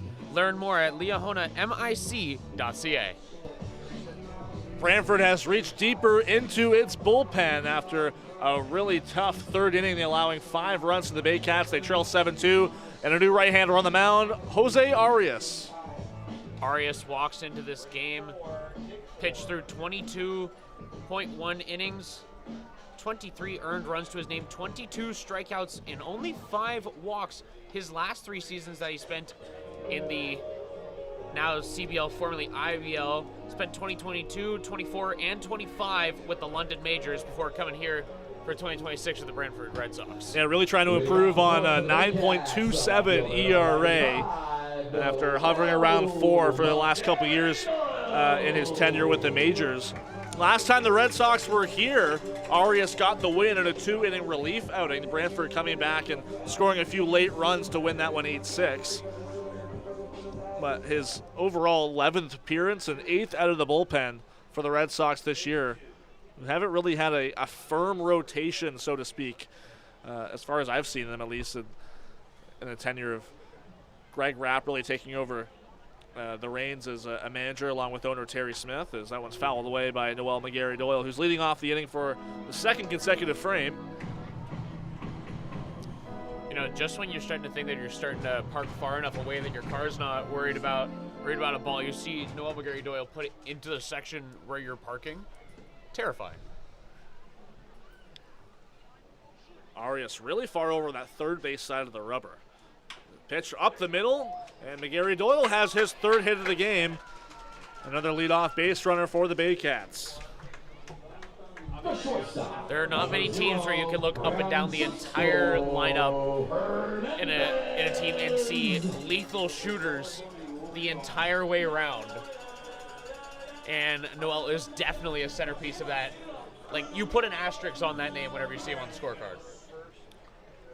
I got to imagine, knowing how competitive Noel McGarry-Doyle is and seeing that his name's dropped from the top of the leaderboard in terms of batting average, it looks like he's trying to get his name back up there with the performance tonight. 3 for 3 so far. He scored twice and had a stolen base to go along with it, as well as an RBI. So really putting together a nice line score for himself tonight. Arias up 0-1 here on Francisco Hernandez. Runner goes. Here's the throw from Savage, and diving in well ahead of the throw is McGarry-Doyle. Second steal of the game. We were just not more than like 15 seconds ago, it seemed that you mentioned that he got that stolen base earlier, and just like that, he's already at second.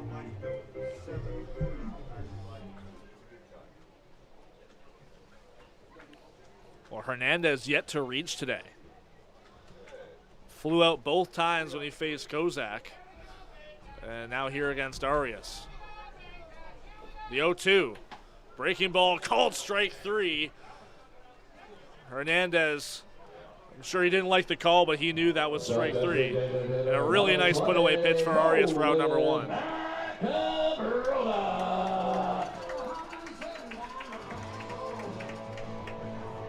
Macabrota, a man that's got the power behind him. And I know it's been a long while since we got one of those Baycats weeklies. It's been several weeks at this point. He was the only player that we got to interview, and said he was looking to bring down his strikeouts. So rips that one up the middle for a base hit. Getting the wave is McGarry-Doyle, and he'll score easily. Another RBI for Nolan Macabrota, and the Baycats take an 8-2 lead. The catcher, number 21, Barrie Baycats.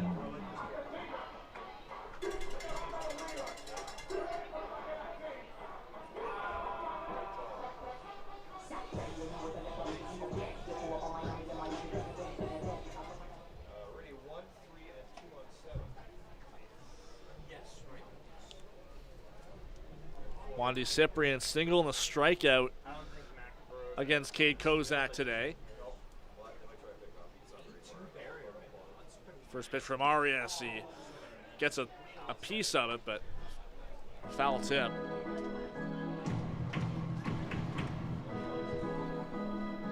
Had that home run cut from the first pitch. No, that one's okay. This one's better. The 0-1 from Arias. Popped up. Bat comes out of the hand of Cyprian, but the ball is going to get out of play. You see coaches at the younger age ranges preach about launch angle. Cyprian, on both those swings there, has felt like he's cocked himself back to like a 60-degree angle. He's trying to put that thing to the moon. He had one drive on Sunday that was, it would have been, if it was fair, it was onto the highway, but just foul. And up high there, 1-2 now. I think I'm more likely to put 7 if it's a wild pitch, because I don't think he's going to steal. Macabrota at first, a modest lead. Not really paid too much attention to by Arias, who makes the pitch and spikes it right to the backstop, and Macabrota will move up to second base as a result.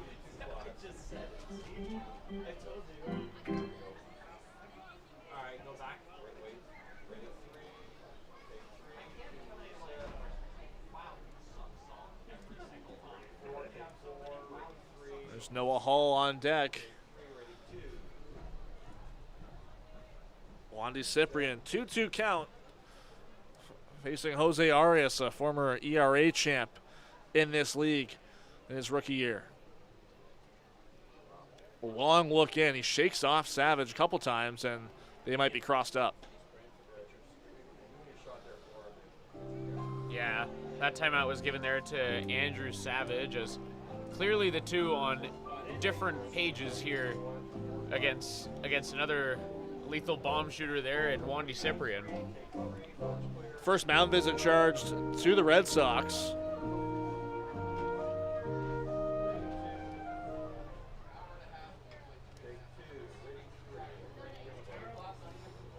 Macabrota's got his lead off at second. A little bit of room, and Arias has once again waved off not one, not two, but three calls from Savage. Finally gets the one he likes. Here's the 2-2. In the dirt again, it gets away from Savage, and another 90 feet given to Macabrota. Arias' control generally this year has been much better than seasons prior. But tonight, not necessarily the case. He comes into tonight 22 strikeouts to 5 walks.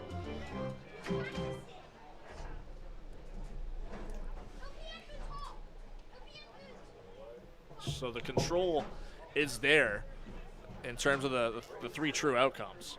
Full count to Cyprian, who sees it in the dirt. He works the walk, and Macabrota will take home plate. Cyprian's going to try for 2 here. Arias saw the ball before Savage did. Here's the throw to second. It's not in time. Heads up base running there from Wandy Cyprian, as Savage had no idea where that pitch went.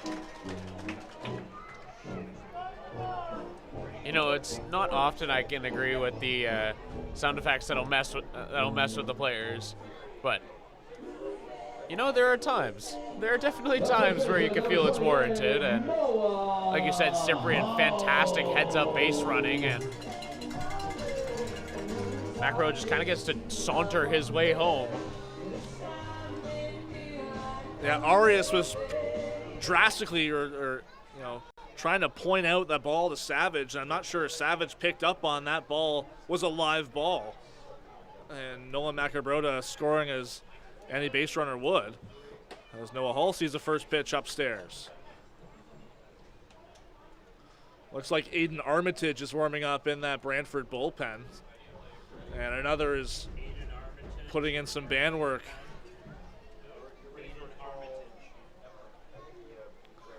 There's a pitch, big swing and a miss from Noah Hall, 1-1.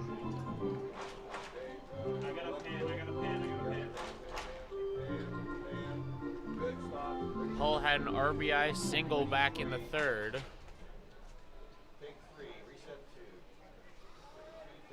1-1 to Hall, and he rips that one in straightaway center field. Going back is Holtgren, and he makes the catch just a couple steps in front of the warning track. Cyprian moves up to third standing up.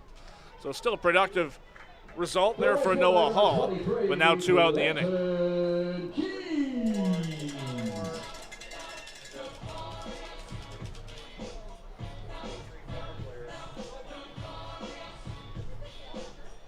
Sack to move him forward never hurt anyone, especially in a situation you're already up by 7. You know, that would be, you know, if there wasn't a nail in the coffin about 3 runs ago, that would have been it.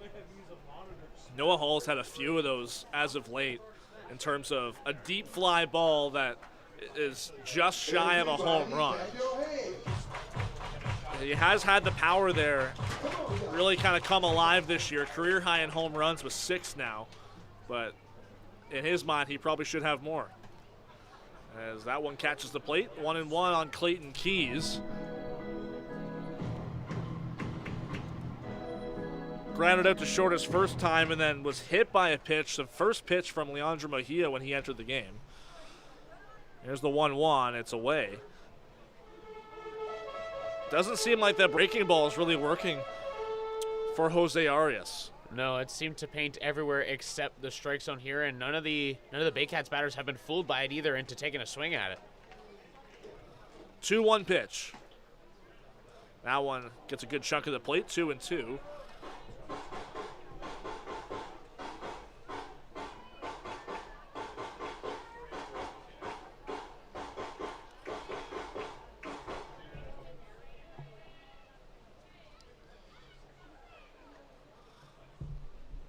Hines awaits the 2-2. Mejia deals.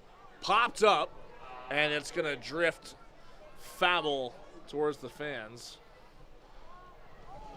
Practically right to the stadium bar.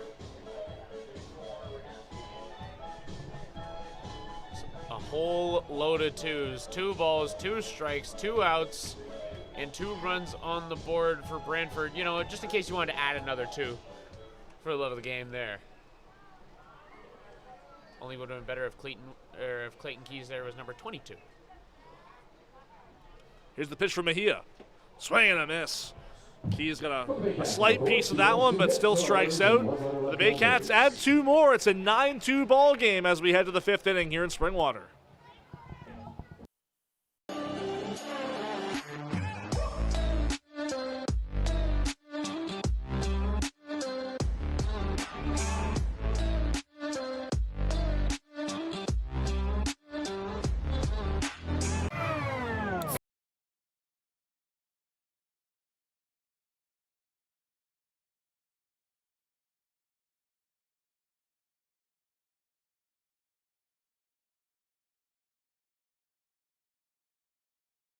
Sub above. Is it the premium meats and cheeses sliced on the spot and piled high on their in-store baked bread? Or could it be their hot, freshly grilled subs?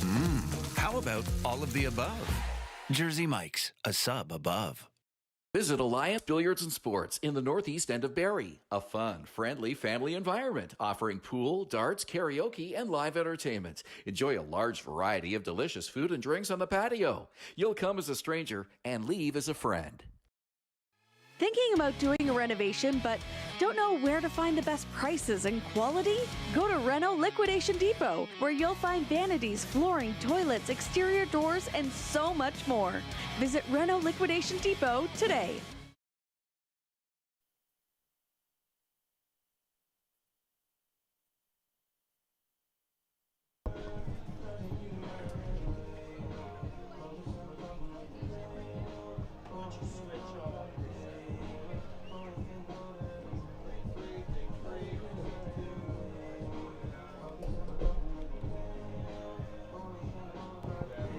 Welcome back to Athletic Culture Stadium. Everything is going as well as you could want if you're the Barrie Baycats here on Military Night. A 9-2 lead through 4 innings over the Brantford Red Sox, who got the best of the Baycats their only time at this ballpark this season.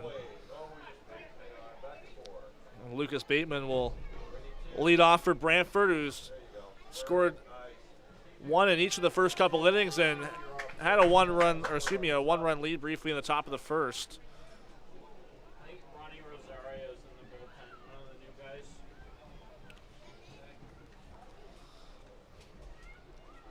The new guys don't have walkout songs. The new guys do not have walkout songs. 0-1 for Benitez against Bateman, the number 9 hitter, and that one gets over the plate. Looks like Ronnie Rosario, new face on this Baycats roster, warming up in the bullpen. And talking to Josh Matlow earlier, as I mentioned, he expected to go 2 innings after Benitez goes 5. The 0-2 is in the dirt. That is if Benitez can work the same kind of magic he had in the last couple of innings. Zeros on the board as there's Rosario right there, right-hander. 1-2 outside.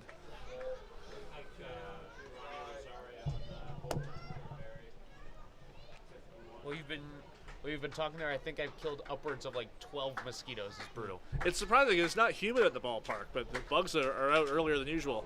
One hopper. Nice diving stab by Brendan Daly. The throw to first in time. What a play by Brendan Daly, robbing a base hit from Lucas Bateman.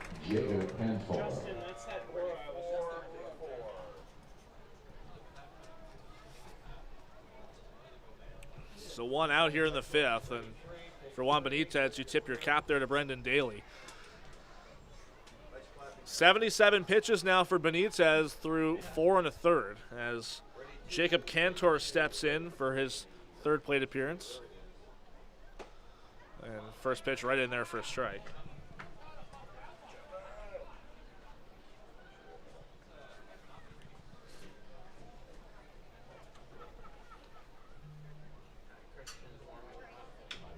On the ground foul toward the Red Sox dugout.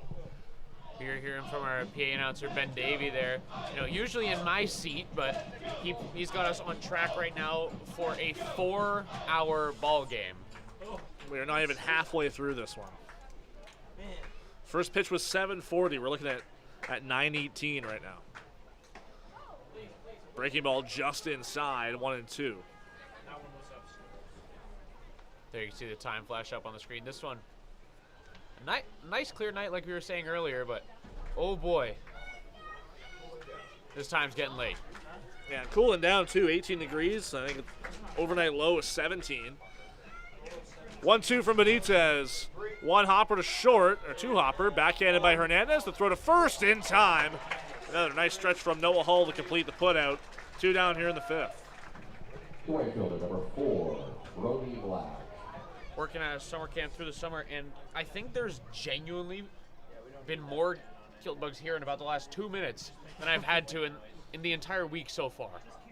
This is like their homeland up here in Springwater, around the Simcoe County Forest area. This is Brody Black, who's 0 for 2 with a strikeout so far. Benitez has racked up 3 Ks on the ball game so far.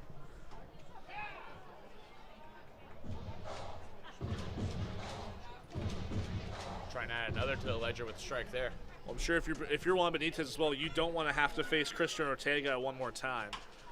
On the ground to third, and a nice snag by Carson Barker, who makes the play. It's a 1-2-3 fifth for the Barrie Baycats and Juan Benitez. 9-2 for Barrie halfway through here in Springwater.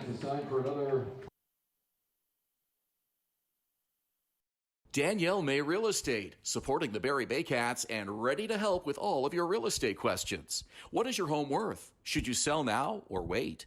Danielle is dedicated to your success. The next time you think real estate, think Danielle May.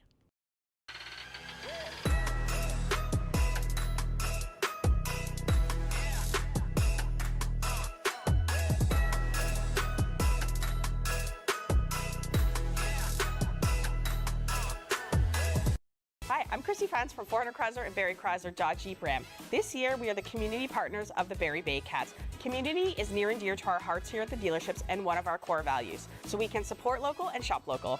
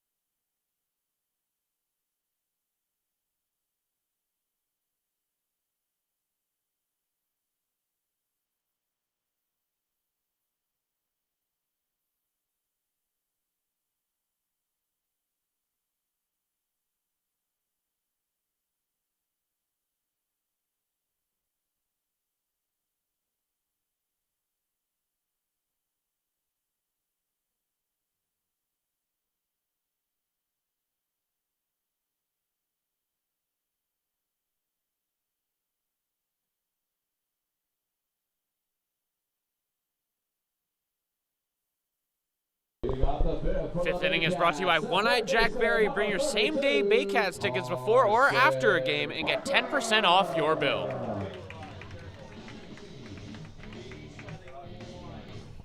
Welcome back to Athletic Culture Stadium. He's ATN Skitch. I'm Julius Hern. 9-2 Baycats.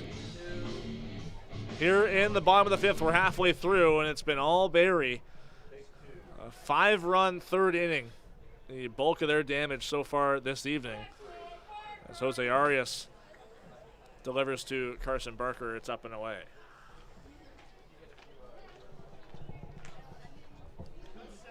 I don't think we need some right now. I think we need the game to speed up a bit. That one well over the plate for a strike, 1-1. Not when she's striking.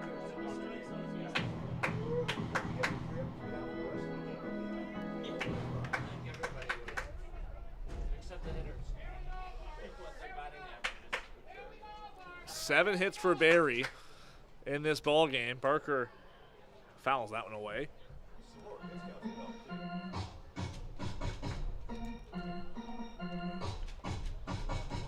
Arias seems to have his control back here. Looking to get a little bit more. They don't have them on the front of the uniforms.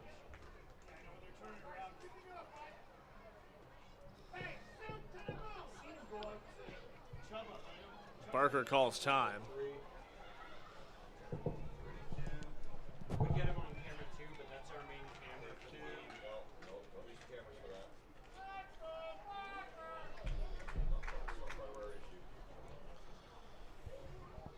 One, two from Arias, fouled away.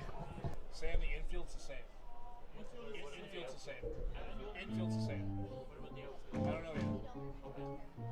Thank you. Infield's the same, I know that. Just confirming there. Not sure if you were able to hear over the mics there, but we thought there was going to be a slew of defensive changes, and infield is confirmed to at least be the same. Yeah. Got that far. 1-2. Breaking ball just missed. Yeah, we saw manager Greg Rapp have a discussion with home plate umpire Chuba Vey and saw the notepad out. So the thought there was that there could have been some defensive changes, and at this point, doesn't seem to be the case. Chuba Vey also didn't point anyone out to us in upstairs. So at this point, assuming there hasn't been any changes as at this point, Brantford down 7. That one's lifted out to right field. It's going to be caught near the right field line there by Brody Black for the first out. 47, Brendan Bailey. Barker yet to get on base of his own power tonight. Was walked his last at bat, and just not quite enough power behind that swing. And the man from down under back at home plate, it's Brendan Daly. Daly made a really nice defensive play for the first out of the top of the 5th. And a swing and a miss on that pitch from Arias. Well, Daly has also been very, very helpful in the offensive side, too. Had the 2 RBI double is what the official call on that is. After some further investigation, I swear that was a single or a double on his behalf. Well, he made it to second, and as I mentioned earlier, there had not been, it didn't seem like he advanced on the throw because the ball was still in left field when he was on his way to second. So he would have had the bag anyway. Just some heads up base running on his part to ensure himself an extra 90 feet. So it's going to be, for him, his line score so far, a walk and a 2 RBI double. He was stranded at third. The 1-1. Popped foul out of play.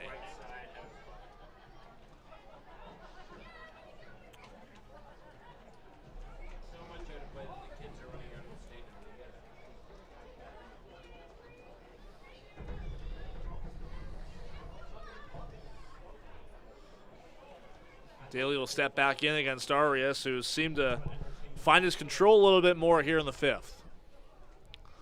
The 1-2. On the ground, it's going to roll foul past first base, just a few inches from the bag.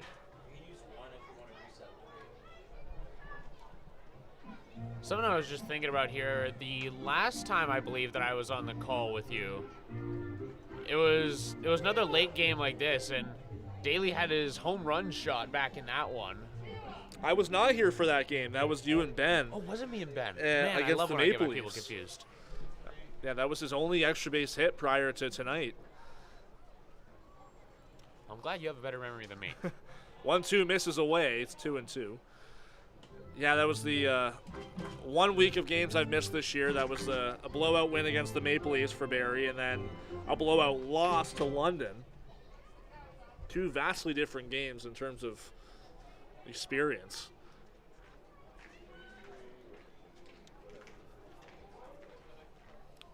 Two from Arias. Just missed outside, and Daly works another full count.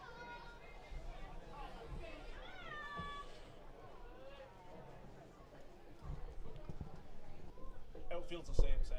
Thank you. Outfield's the same, Gary. Nice shoelace.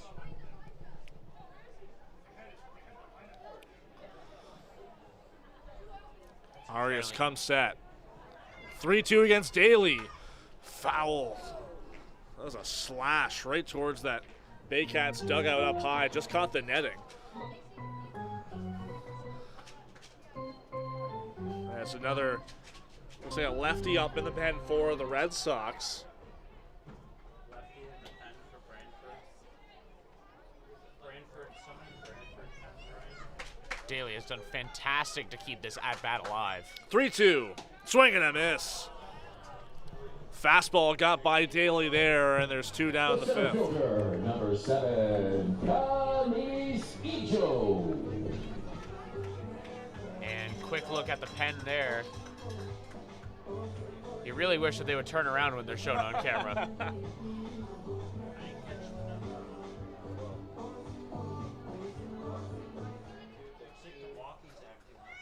Yeah, these Brantford Red Sox jerseys, they look great. They're like the pullover style, like penny style jerseys, but no number on the front. First pitch to Ijo is low. I'm sure everyone behind us in the rest of the broadcast booth loves the fact that there's no numbers on the front. Well, it's also just hard. Like, I have binoculars up in the booth, but there's some of the light poles are in the way, so I can't quite get a good sight line. Plus, it's a bit dark down there in the bullpen.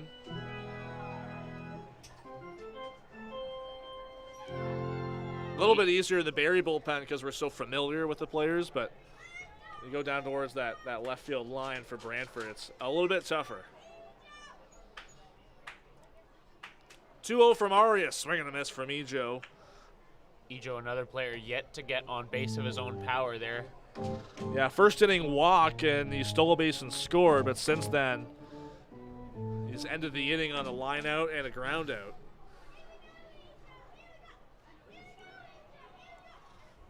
You're going to be happy for the Baycats the fourth time through here in the fifth, as that one is just outside 3-1.